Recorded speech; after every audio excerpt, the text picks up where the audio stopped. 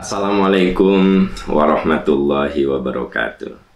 Bismillahirrahmanirrahim. Alhamdulillahirabbil alamin. La ilaha illallah wahdahu la syarikalah, lahul mulku wa lahul hamdu wa huwa ala kulli syai'in qadir. Asyhadu an la ilaha illallah wa asyhadu anna Muhammadan abduhu wa rasuluh. Allahumma shalli ala Muhammad wa ala ali Muhammad kama shallaita ala Ibrahim wa ala ali Ibrahim fil alamina innaka Hamidum Majid.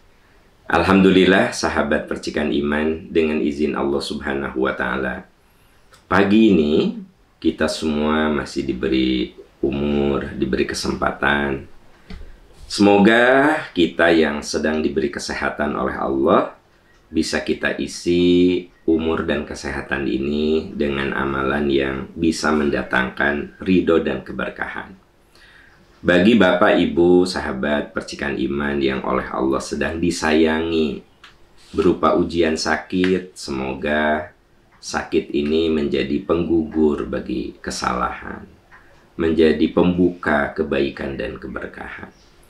Sahabat percikan iman, pagi ini kita akan membahas masalah-masalah yang saya terima, dan kita akan bahas dengan pendekatan atau dengan analisa dari Al-Quran dan Sunnah Rasulullah SAW.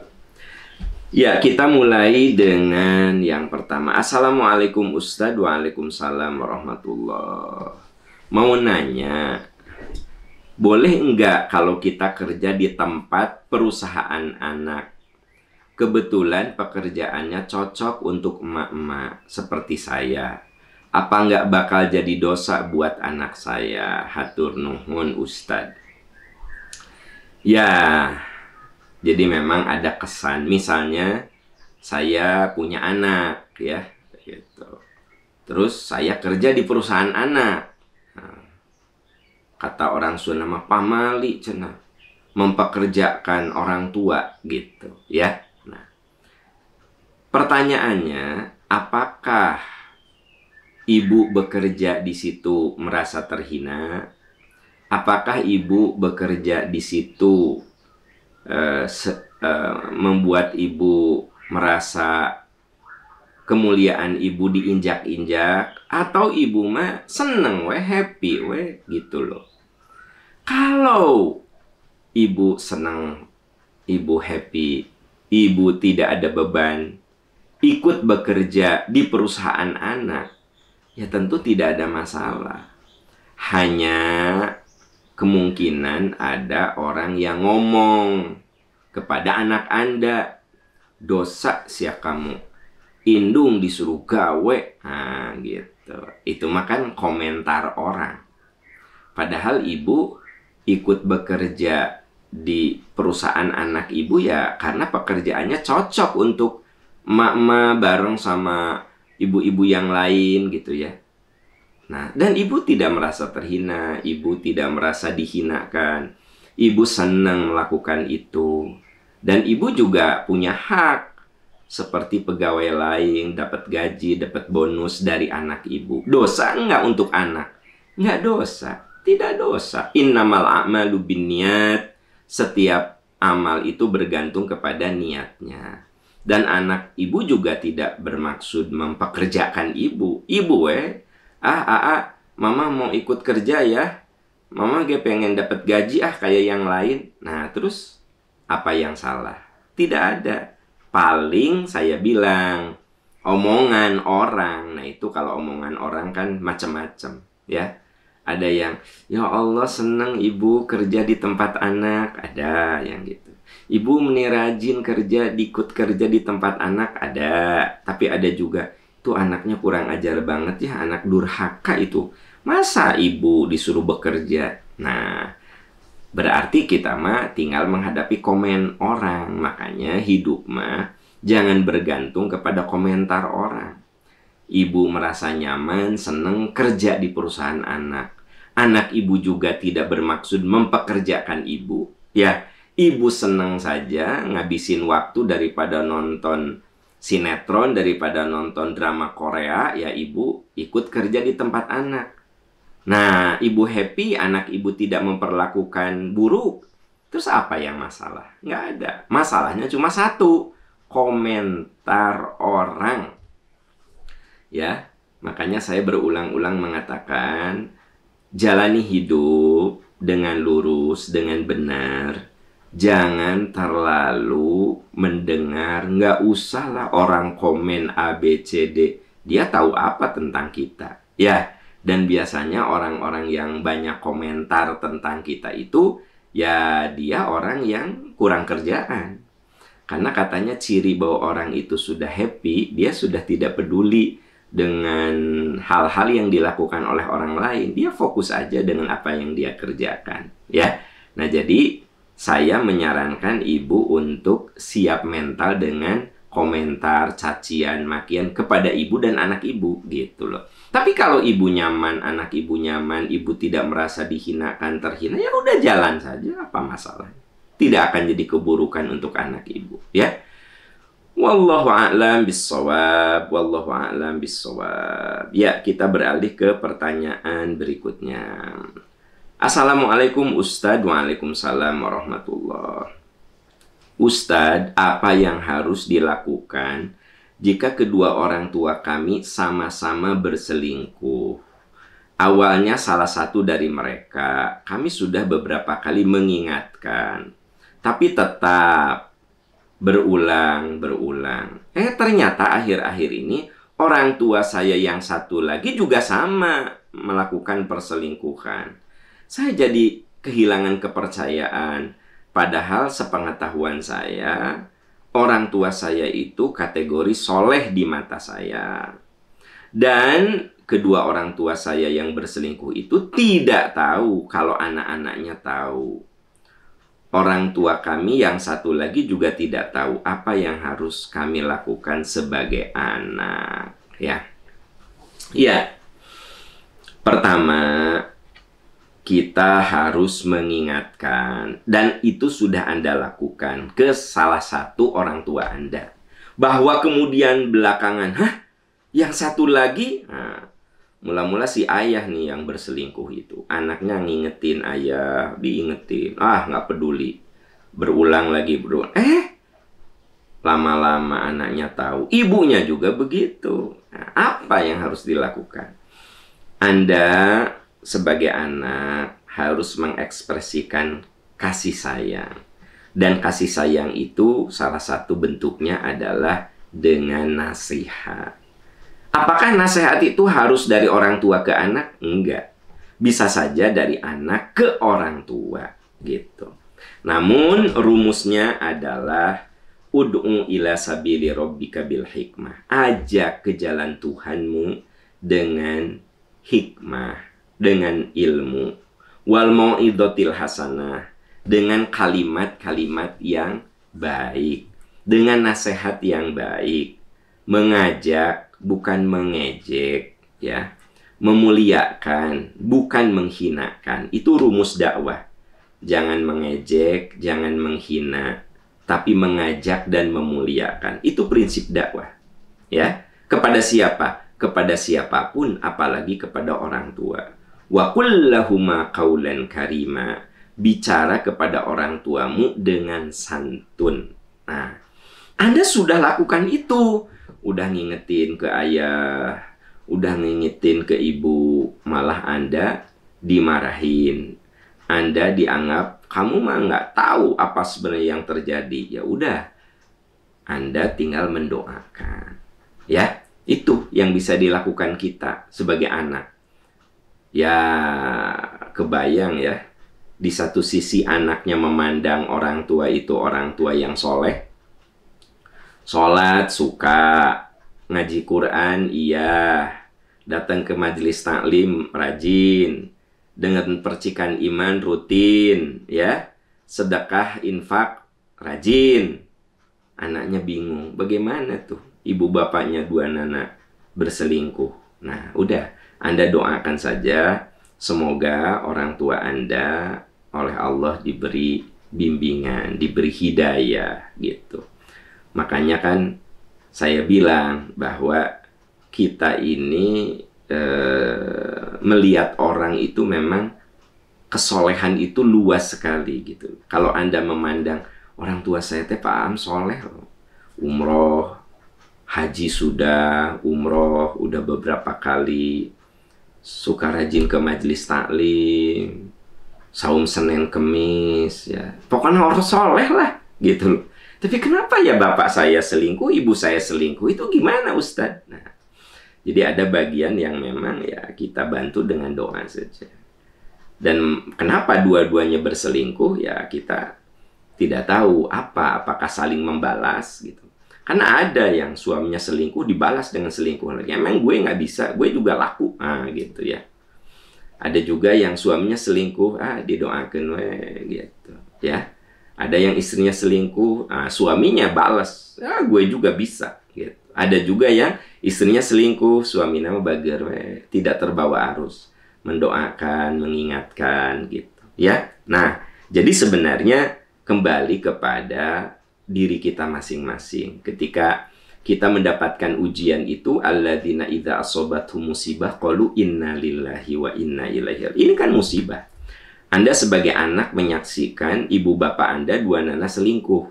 Padahal di mata Anda mereka orang soleh, ya rajin ibadah. Itu musibah. Orang yang kalau ditimpa musibah, qalu inna lillahi wa inna ilaihi raji'un. Serahkan semua kepada Allah, mohon agar Allah memberikan solusi terbaik gitu. Ya itu yang bisa kita lakukan, apalagi hanya kuasa Allah nanti yang akan menggerakkan hati orang tua Anda untuk insaf, sadar ya gitu. Wallahu a'lam bissawab. Wallahu a'lam bissawab. Ya, kita beralih ke pertanyaan berikut. Assalamualaikum Ustaz. Waalaikumsalam warahmatullahi. Apa hukumnya daftar haji dengan dana talangan? Beberapa institusi syariah ada yang pakai sistem gade emas untuk DP-nya, kemudian dapat porsi haji. Ada juga yang sistem DP uang sejumlah tertentu, kemudian langsung dapat porsi haji. Jazakallah Ustadz, semoga sehat selalu. Amin, amin. Ya, kalau yang melakukannya itu bank syariah, ya, itu sudah bisa dipastikan, sudah disepakati oleh Dewan Syariah. Nah gitu. Jadi gini, bank syariah, asuransi syariah, itu ada satu lembaga yang mengawasi, yaitu Dewan Syariah. Nah, beliau ini adalah orang-orang yang sudah pakar di bidangnya, bahkan sudah tersertifikasi ya sebagai pengawas perbankan syariah gitu. Jadi kalau yang melaksanakannya itu lembaga-lembaga terpercaya, yang saya maksud dengan lembaga terpercaya itu bank syariah ya, membuka suatu produk untuk nasabah, yaitu dana talangan haji DP, tapi kemudian sudah dapat kuota. Apakah itu halal? Berarti itu sudah sepengetahuan dan sudah disepakati oleh Dewan Syariahnya gitu. Ya, berarti halal. Bagaimana Ustadz? Ada yang menggunakan gade emas, ya. Itu juga selama catat itu dilakukan oleh lembaga yang tersertifikasi sebagai lembaga syariah, bank syariah, asuransi syariah, itu kan sudah tersertifikasi dan ada aturan-aturan yang mana di situ wajib setiap produk di ACC diketahui sudah disepakati oleh Dewan Syariah. Gitu. Ya. Sebab kalau saya jelaskan ini butuh waktu panjang untuk menjelaskannya. Nah, jadi ada saat hidup itu kita menggunakan metode otoritas, method of authority, ya. Metode otoritas. Nah, termasuk user. Anda sebagai user untuk perbankan syariah. Itu kan method of authority. Metode otoritas itu maksudnya kalau itu dilakukan oleh lembaga syariah, ya sudah, itu halal. Anda kalau mau penjelasan detailnya kan itu butuh apa ya? Butuh keilmuan yang panjang lebar gitu. Seperti halnya saya datang ke dokter. Saya diperiksa. Kata dokter, Pak Aam, ini obatnya ya. Gitu. Itu method of authority. Metode otoritas. Saya percaya saja. Ya. Kepada ilmu dokter. Kalaupun saya nanya, pasti beliau jawab sesuatu yang bisa difahami oleh saya, oleh orang awam. Gitu. Dok, kenapa ini harus habis? Karena ini antibiotik Pak Aam. Gini aja, permukaannya saja dijawab. Ya. Kalau ini Pak Aam diminum kalau terasa saja, ya. Tidak harus habis. Kalau rasa sakitnya hilang, udah ini selesaikan. Tapi kalau ini harus habis. Itu method of authority, metode otoritas. Saya sebagai pasien susah kalau mendapat penjelasan dokter yang sekolahnya 7 tahun, kemudian ambil spesialis lagi 3 tahun, kemudian ambil subspesialis lagi 3 tahun. Gitu. Ya mana beliau harus menjelaskan keilmuan yang dipelajarinya hampir 15 tahun. Kan gitu. Nah, begitu juga ilmu lain. Begitu juga tentang produk syariah. Ya. Kalau orang awam bilang, sama saja tuh bayar cicilan bank syariah dan bank konvensional. Nah, Anda itu user. Nah, Anda kalau ingin mendapat penjelasan ilmiahnya lama gitu, harus ikut kursus, ya kan gitu, kudu ikut pelatihan lama gitu. Maksudnya tak semuanya bisa dijelaskan dalam waktu singkat. Nah, jadi kita ini tahu diri sebagai user. Saya sebagai user untuk sebuah software, ya sudah saya pakai aja.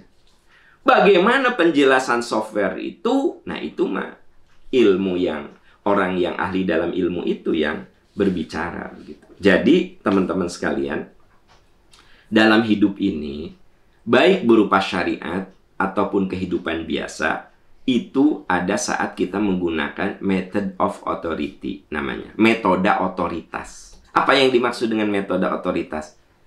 Saya tidak tahu penjelasannya, tetapi saya percaya dengan lembaga itu. Saya percaya dengan kapasitas ilmu orang itu. Ya, seperti yang saya tadi contohkan. Saya percaya sama dokter ini, gitu loh. Ya sudah, apa yang dia sampaikan, saya ikuti. Itu kan method of authority. Saya percaya sama lembaga ini.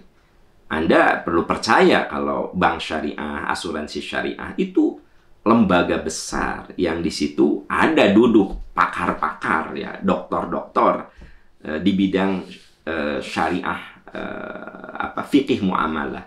Dan beliau-beliau ini sudah tersertifikasi. Ada tersertifikasi di Indonesia, ada tersertifikasi di luar negeri, ya gitu, untuk menjadi pengawas bank syariah. Itu namanya method of authority, metode otoritas, ya. Udah, bismillah saja Anda ambil produk itu. Wallahu a'lam bishawab.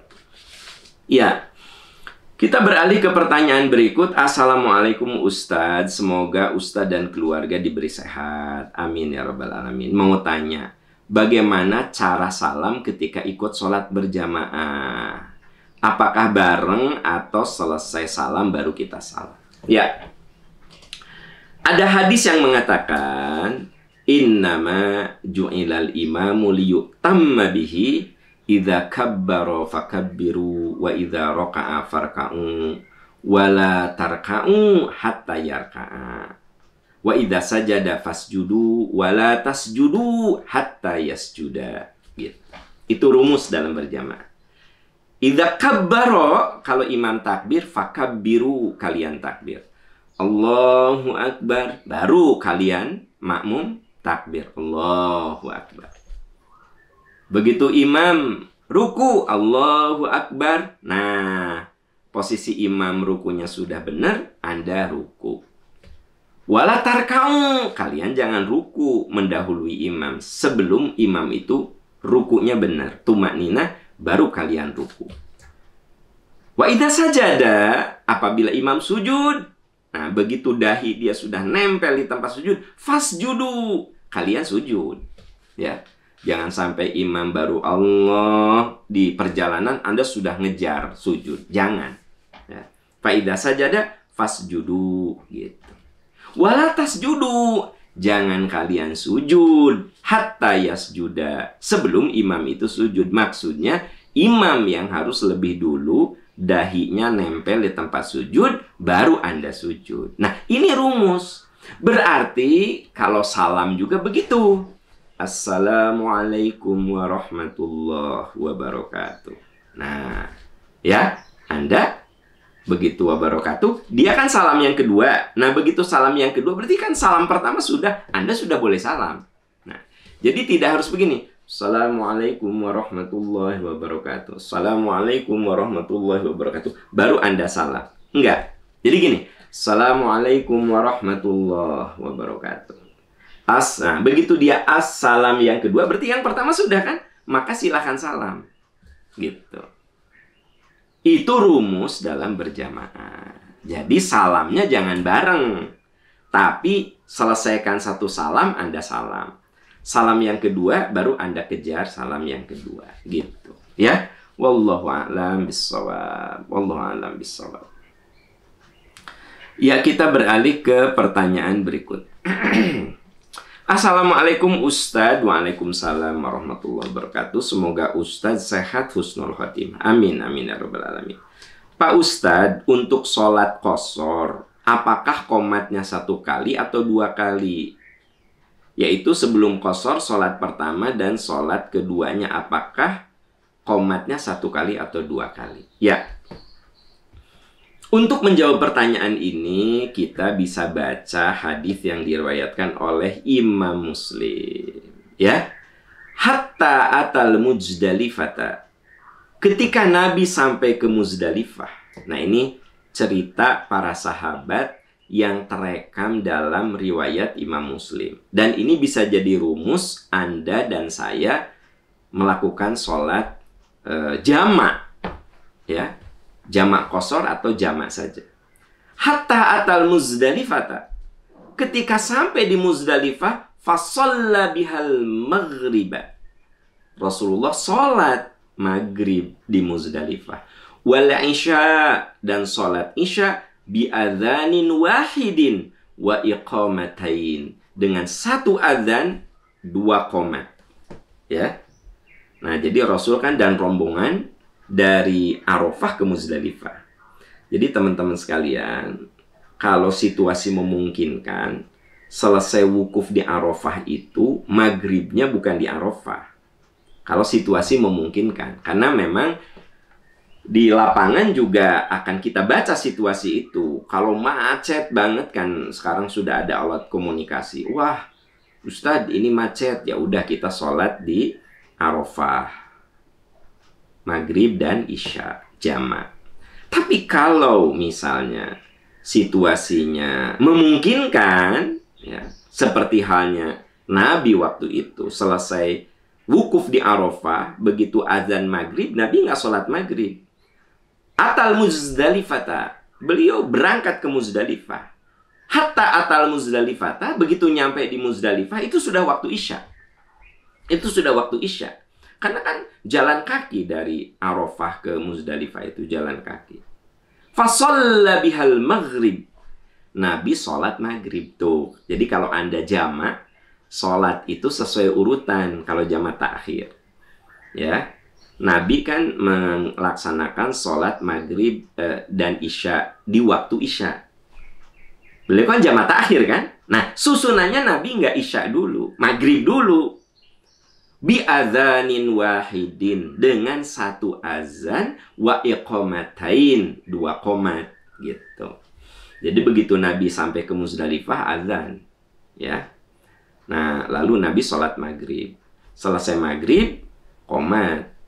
Nah, jadi 2 sholat, 2 qomat, berarti tiap sholat 1 qomat. Nah, itu rumus, ya. Kalau Anda menjamak, ya, pakai qomat setiap sholat. Saya jamak duhur dan asarnya. Qomat duhur. Selesai duhur, qomat asar. Gitu caranya, ya. Wallahu a'lam bishawab. Wallahu a'lam bishawab. Ya, kita beralih ke pertanyaan berikutnya.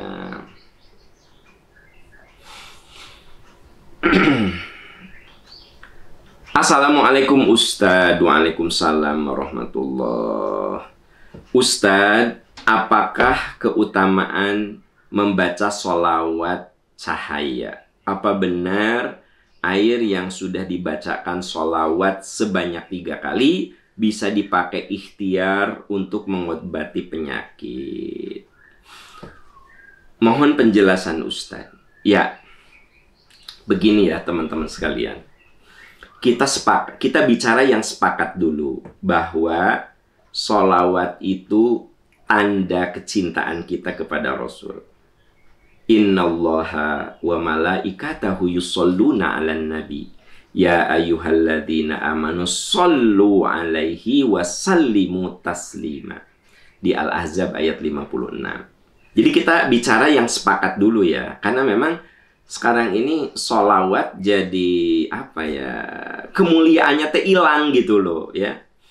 Ada mobil bagus, sok sholawatan biar kamu punya mobil seperti itu. Jadi seolah-olah sholawatnya jadi jimat gitu ya. Kan ada juga kan orang yang menganjurkan, misalnya saya lagi jalan, lihat rumah lucu, wah keren banget.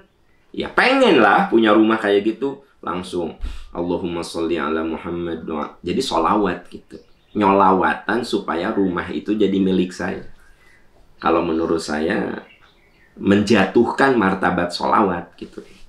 Sholawat itu bukti cinta kita kepada Nabi. Innallaha wa malaikatahu yushollun. Sesungguhnya Allah dan malaikat bersolawat untuk Nabi.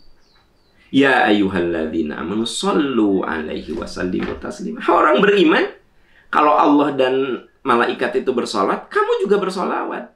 Berarti itulah cinta kita ke Allah. Itu sangat mencintai Nabi. Ya. Termasuk hamba-hamba pilihan yang dicintai Allah. Kita mencintai Nabi, sholawat. Karenanya setiap saya memulai ceramah, saya bersolawat. Anda kalau perhatikan, saya bersolawat. Allahumma sholli ala Muhammad wa ala ali Muhammad. Kama shallaita ala Ibrahim wa ala ali Ibrahim fil alamina innaka Hamidum Majid. Saya pakai sholawat itu karena itu yang diajarkan Nabi kepada para sahabatnya dalam bersolawat. Nggak aneh-aneh sholawatnya, nggak nyanyi-nyanyi sholawat, enggak.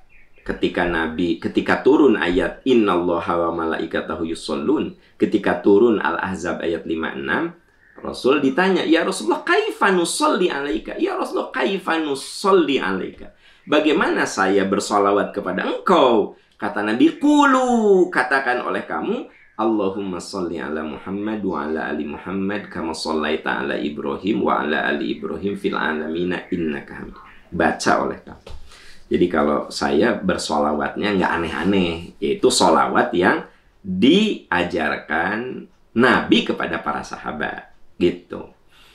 Nah, jadi kita sepakat bahwa sholawat itu tanda kecintaan kita kepada kekasih kita, Nabi Muhammad SAW.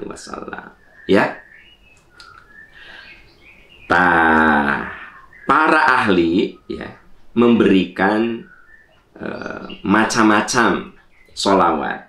Pertama, sholawat itu menggunakan kata sallallahu alaihi wasallam. Setiap kali kita membaca hadis, qala nabiyyu sallallahu alaihi wasallam. Ketika saya berceramah, Nabi sallallahu alaihi wasallam. Itu yang pertama. Yang kedua, kalimat alaihi salatu wassalam.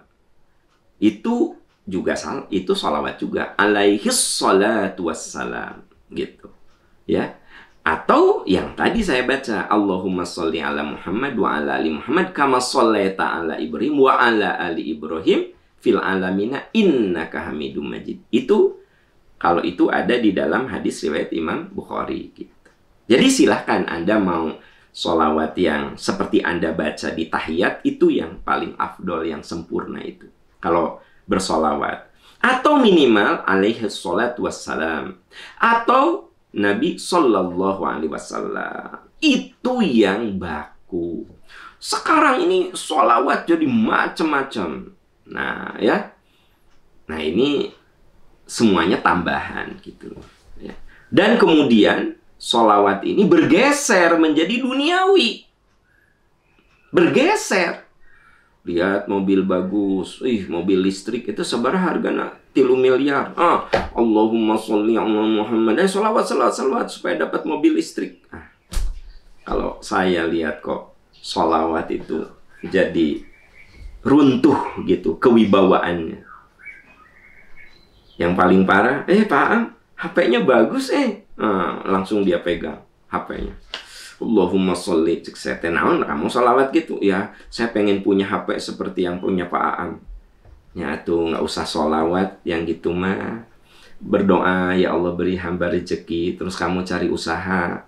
Sholawat mah cinta kamu ke Nabi, bukan mendatangkan rezeki atau. Jadi banyak teman-teman. Suatu yang agung itu menjadi turun martabatnya ketika ditarik pada dimensi-dimensi duniawi. Jadi kalau dimensi spiritual sudah ditarik dalam dimensi duniawi, itu sudah menjatuhkan martabat gitu. Ya. Kayak begini deh, ibadah umroh.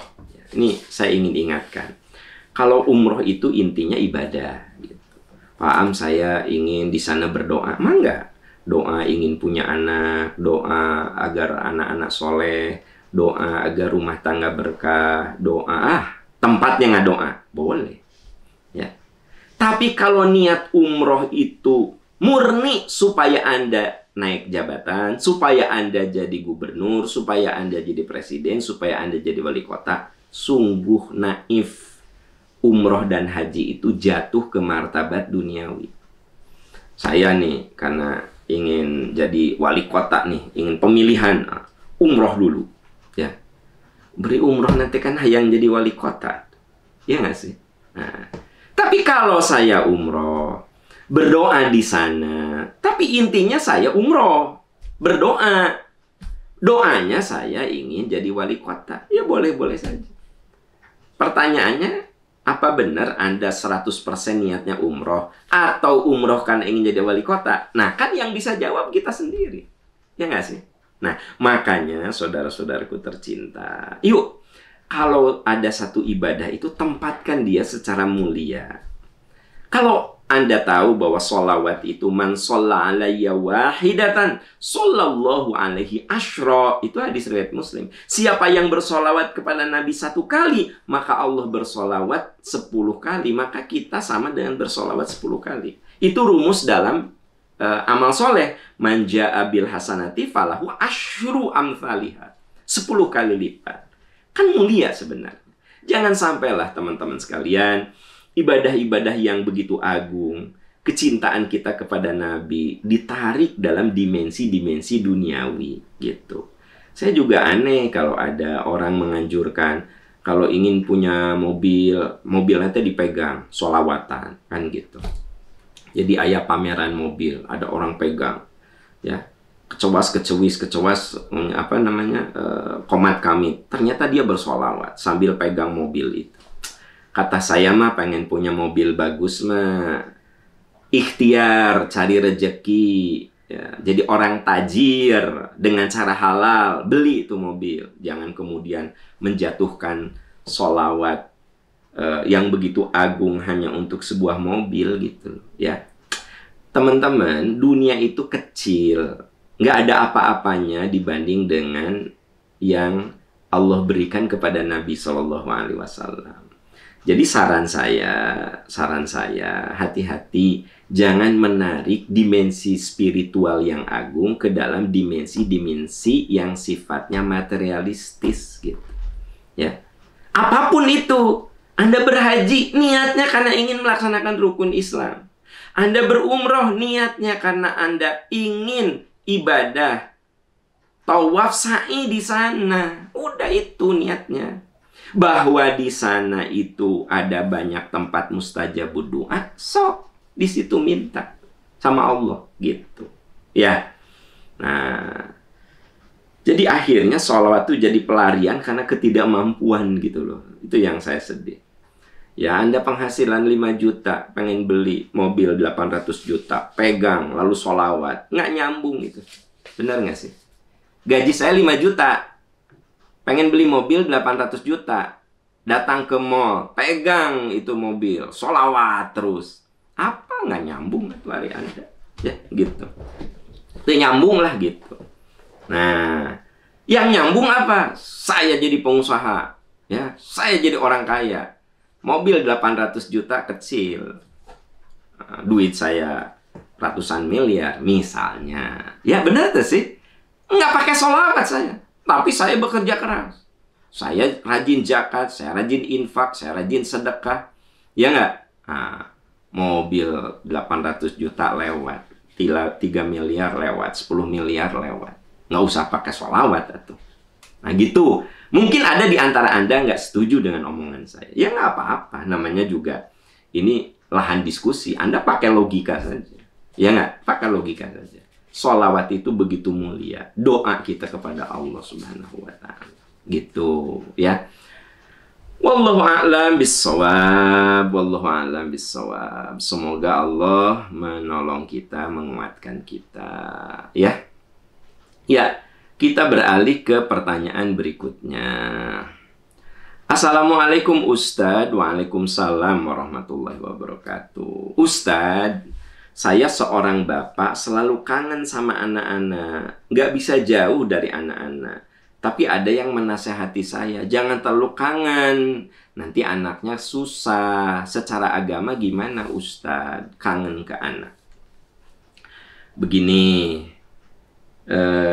Rasa cinta, rasa kangen sama anak itu hal yang manusiawi. Bapak suka kangen sama anak, rindu sama anak. Hebat. Itu berarti bapak yang memang dekat sama anak-anak gitu loh, ya.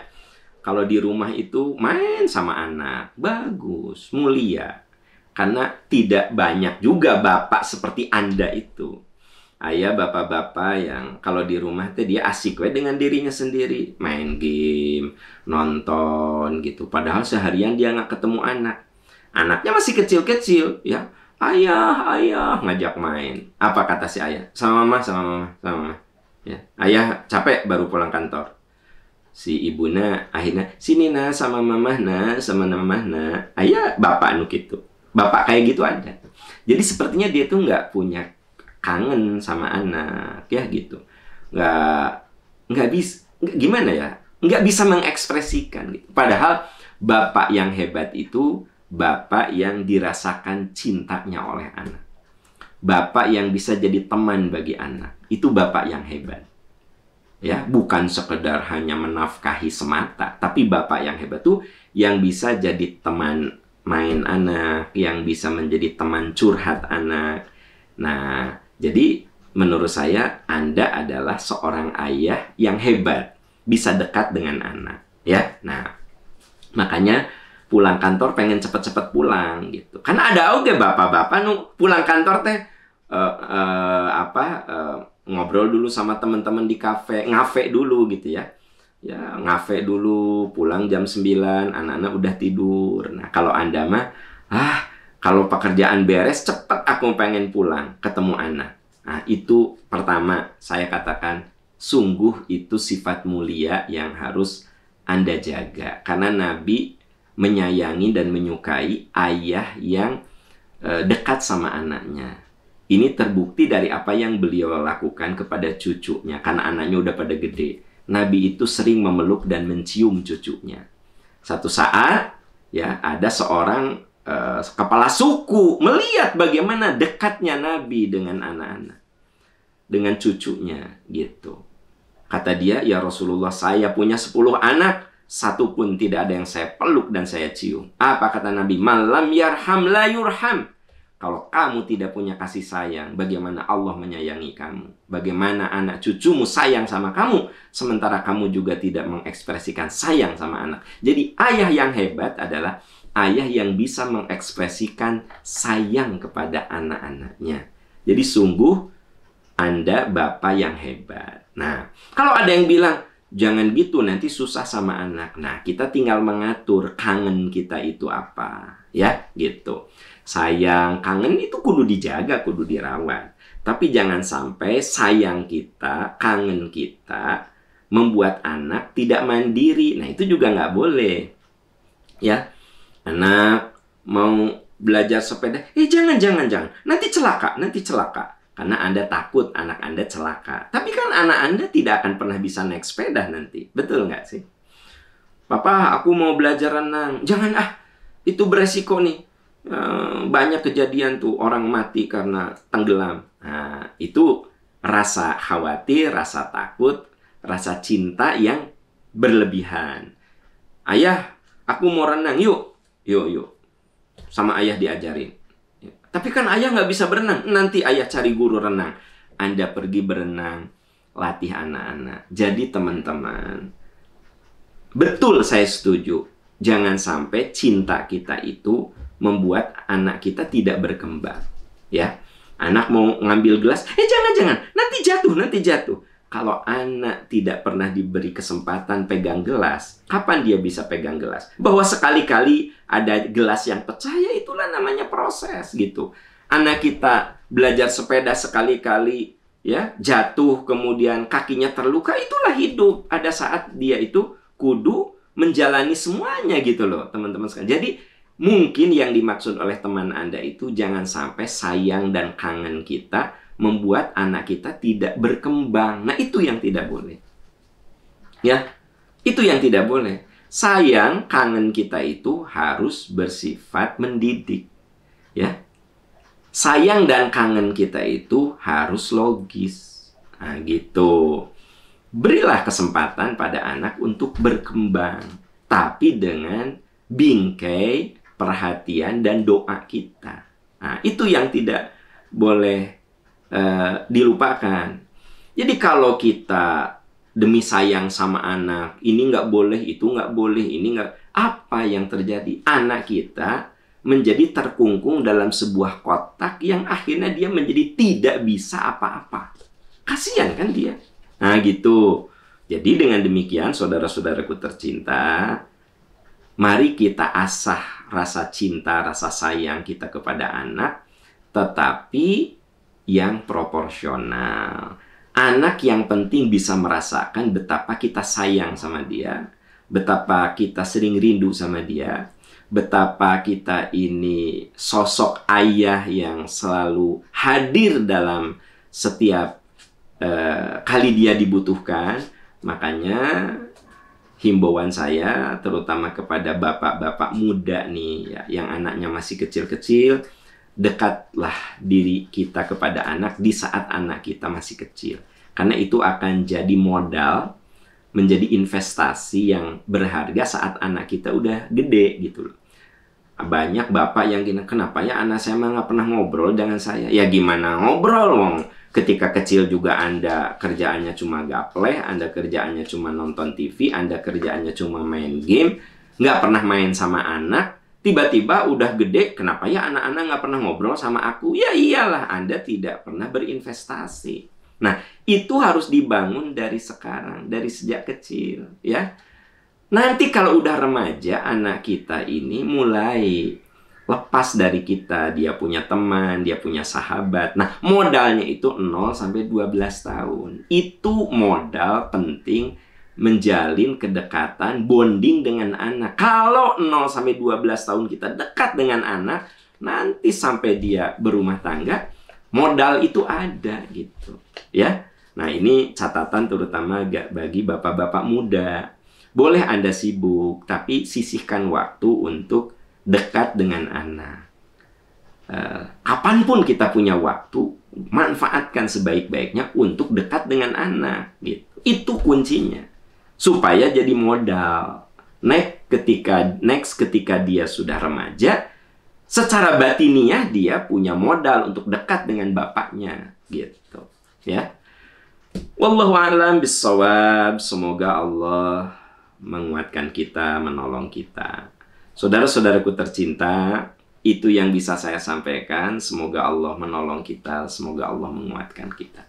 Subhanaka Allahumma wa bihamdika asyhadu an la ilaha illa anta Astaghfiruka wa atubu ilaik. Walhamdulillahirabbil alamin. Wassalamualaikum warahmatullahi wabarakatuh.